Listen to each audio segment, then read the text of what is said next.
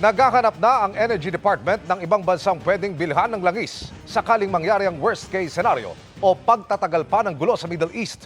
Pero alam nyo bang nasa kalahati lamang ng binabayaran natin ang gasto sa pag-i-import? Ang iba napupunta sa buwis o sa pambawi ng oil companies sa gastos at kita. Nakatutok si Maki Pulido. Malaking dagok sa bulsa ng mga consumer ang patuloy na pagsipa ng presyo ng gasolina. Pero ano nga ba ang binabayaran natin sa kada litro na binibili? Noong 2019, naglabas ang Department of Energy ng circular para sa unbundling ng presyo ng petroleum products sa merkado para makita kung para saan ang bawat pisong ibinabayad. Sa bawat litro ng gasolina, 45% o halos kalahati ng presyo ang halaga ng inangkat na fuel o import cost kung tawagin. 18% naman ang industry take o yung halaga ng pagbawi ng kumpanya sa ginastos nito pati na ang kita nito.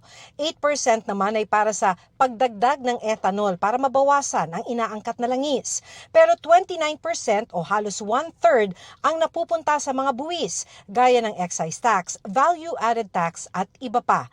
Sa diesel naman, 59% ang import cost, halaga ng inangkat na fuel. 12% ang industry take o yung napupunta sa mga oil companies. 7% ang para sa idinagdag na coconut methyl ester para mabawasan ang inaangkat na fuel. Pero 22% ang napupunta sa excise tax, value-added tax at iba pa. Kaya lumalabas na halos 1/4 ng ibinabayad na pambili ng diesel ay napupunta sa gobyerno.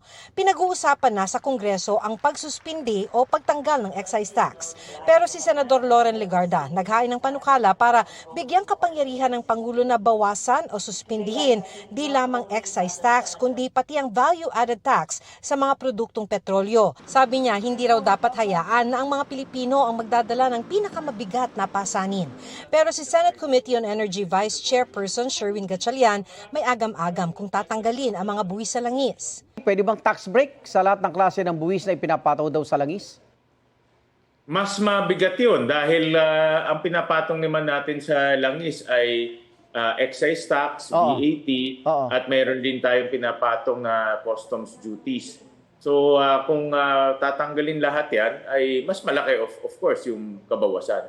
Hinihingan namin ng pahayag ang Malacanang kaugnay ng issue. Ayon naman sa Department of Energy, 57 days o hanggang Abril ang supply ng langis ng Pilipinas. Ang worst case scenario na pinaghahandaan ng DOE, maubusan tayo ng supply kung magtagal pa ang giyera sa Middle East. May ibang mga bansa naman daw na mabibilhan dahil wala namang shortage ng krudo.